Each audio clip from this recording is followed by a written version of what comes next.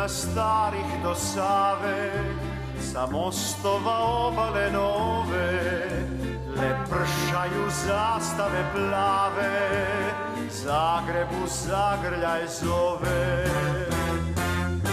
Najljepši je Zagreb grad, Zagreb je najdraži dom. Grade moj, vječno ćeš tako mlad ostati u srcu mom. Grade, grade moj, sunce nek sreće ti sja. Nije primjereno, velim vam, platili smo negdje više od 13.000 kuna, negdje skoro 14.000 kuna. A mi smo prva zgrada u Zagrebu koja je to morala napraviti iz proračuna kuće, a to je puno ako imate, ne znam, godišnji proračun od 50.000 kuna, ako platite 14.000 kuna samo za skidanje grafita, onda je to abnormalno puno. Ove umjetnike, nazovimo i kako god hoćete, ne može niko kontrolirati. Ko bi mogao čuvati, ne znam, fasadu kuće vani, sjediti ispred i, mislim, nije ni primjereno, nije ni, ne znam, svojstveno, ne? Eto, zbog toga, ali ne znam. A šta mislite o onom natpisu na Hendriksovom mostu? Nisam ga čitao. Voljeni moj, nek svatko radost ti zna. Grade, grade moj, sunce nek sreće ti sja. Grade, voljeni moj, nek svatko radost ti zna. Prije smo šarali bez dozvole i brijali, ali nekako više nemam potrebu za tim. Potpuno razumijem ljude koji imaju, jer znam od kud to dolazi i kako je, i ko je gušti kad te čopi adrenalin, ali dobro, nismo mi nikad radili sad neke naše velike stvari i gluposti. Mi smo išli uglavnom sa bojicama i flomićima u džepu i šarali od ovakvih stvari do većih. Ali da, sad sam nekako u toj legalnoj fazi. Puno manje crtam po vani, ali imam druge stvari koje me zanimaju, baš zahvaljujući tome jer smo se s tim počeli baviti. Ja osobno nisam krenuo ko graffiti artist, to mi je tek kasnije se pojavilo u mom stvaralaštvu.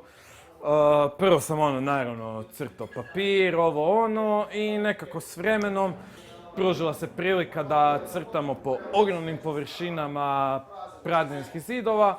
Počeli smo tu malo eksperimentirati. Ovo što ja radim, to je još uvijek u nekakvoj polusivoj zoni i ja sam sama sa sobom u polusivoj zoni i zato radim tak gerilske stvari neke. Kad neko dođe na stari kameni zid i napiše Mateja, ja te volim, to je, mislim, čovjek koji je to napravio nešto kreten. U blizini, u kvartu je natpis nisam ja zločest, nek si ti nemoguća, to ima neku poruku u međuljudskim odnosima. Nekad zastaneš i gledaš te lijepe radove i odiš na neko drugo mjesto na trenutak. Kad neko na neku drugu fasadu napiše sport da, droga jest, to mi je genijalno, kao bi ti rekao, to mi je čisto umjetnost. Ukoliko su lijepi murali u pitanju, a definitivno utječu na prolaznike. Nemaju nekog realnog pravog efekta jer ljudi su uguglali već sve išarano i na mene nemaju baš neki utjecaj. Jer mislim da sad, da pitaš nekom grendom ovdje, ko svaki dan prođe Draškovićom tamo na ćošku, da li je vidio mama sretno na poslu, da nije realno, znaš, kao boli ga briga. Zuji mu u glavi i ima svog posla. S obzirom kako fasade u centru Zagreba izgledaju, mislim da grafit dođe još koji osvježenje neko, tako da... Šta znam, nekako je to individualno, mislim da većini ljudi to i dalje samo smeta na cesti, da im je ružno, što u većini slučajeva i je. Gadne su i sve te fasade neuređene, tako da jebeš ga na kraju dana. Ako može nekog nasmijat na cesti, ja sam za. Apsolutno treba kažnjavati one koji novo obojenu zgradu negdje u centru grada ofarbaju. Ne tražim nikad dozvolu i mislim da to nije nešto za što bi trebalo tražiti dozvolu. Jednostavno, zid je zid i zid je tu za svakog koji ima nešto lijepo za reći. Ja volim da je sve gadno i pošarano i više znači osobi koja to napravi nego gradu u nekim situacijama. Znaš, bolje da se ispuca sa grafitima na zidu, nego da šta znam, ide navijati, tuče s drugim navijačima ili nemam pojma, ili tlačit nekog jer, šta znam, ima dredove, znaš ono, šta god. Ja tu šetam s pesekima po centru grada i baš vidim da puno ljudi zastane i slika se pored njih. Ja uglavnom crtam kad me pozovu negdje, nikad se nisam zalagao za to da idem sad, zanima me neki zid pa hoću to dobiti, ali uglavnom postoje ti neki natječaji za oslikavanje u zadnje vrijeme sve više, ali dalje je toga full malo. Ja ne znam jel postoji neko društvo koje to vrednuje ili koje to ocjenjuje, ali u svakom slučaju ako je to vrijedno trebalo bi sačuvati ko ono što je u Branimirovoj. HDLU izda natječaj pa ko se prijavi, priloži skicu pa vam pa tamo. Ja nisam baš lik koji će raditi skicu naprijed i prijavljivati se. Nisam ni član HDLU-a, boli me kurac za sve to.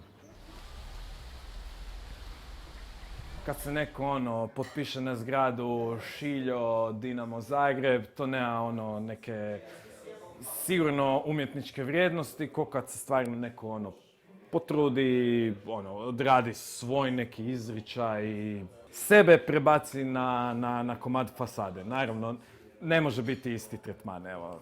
Mislim da bi svi grafiti, svi natpisi, sva djela za mene imaju istu vrijednost, tako da za sve vrijedi isto pravilo, da nema tu neke diskriminacije.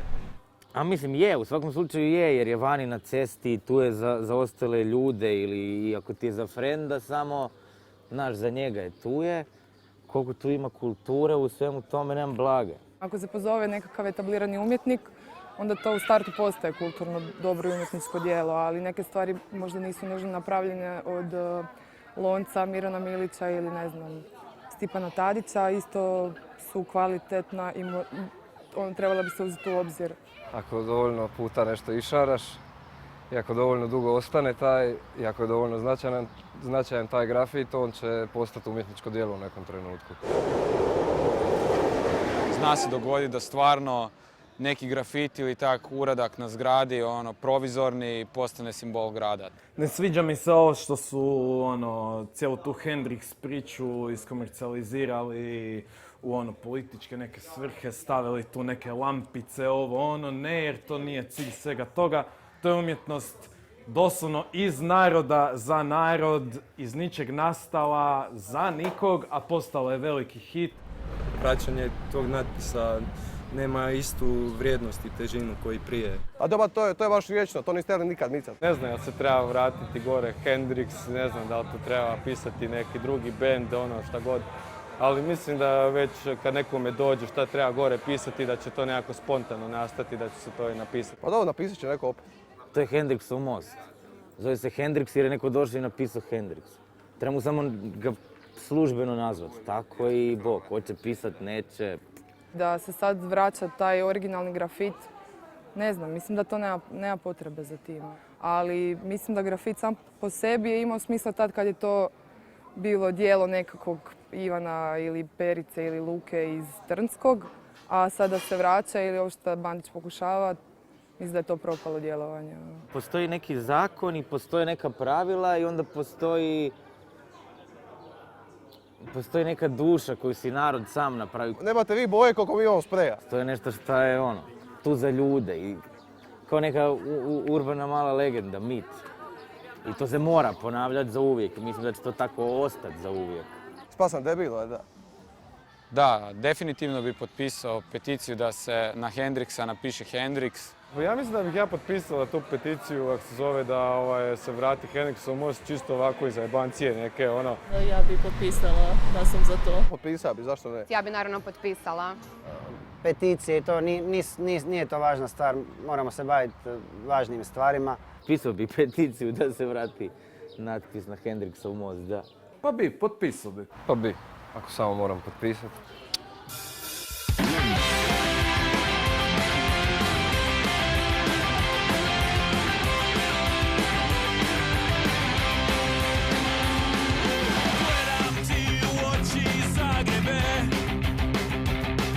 Slušam tvoje riječi pijane,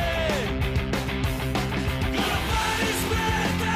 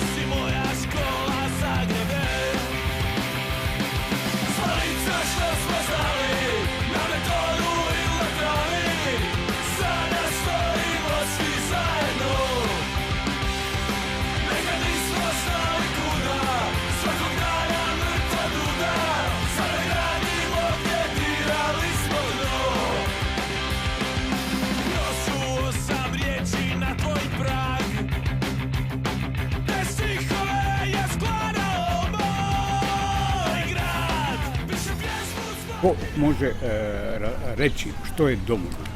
Domoljublje je i ovo, voliti ono što je unutra. Domoljublje je i ovo, voliti i napuštenu mačku, životinju, psa. Domoljublje je za mene i voliti i onog koji nije isti kao ja, ne znam. Sve je za mene domoljublje i voliti zemlju. Nije samo držati ruku na srcu i ne znam reći aha, volim istomišljenike, ne znam, iz moje stranke ili... Ovo se odnosi i na desne i na lijeve i bilo koje vlasti.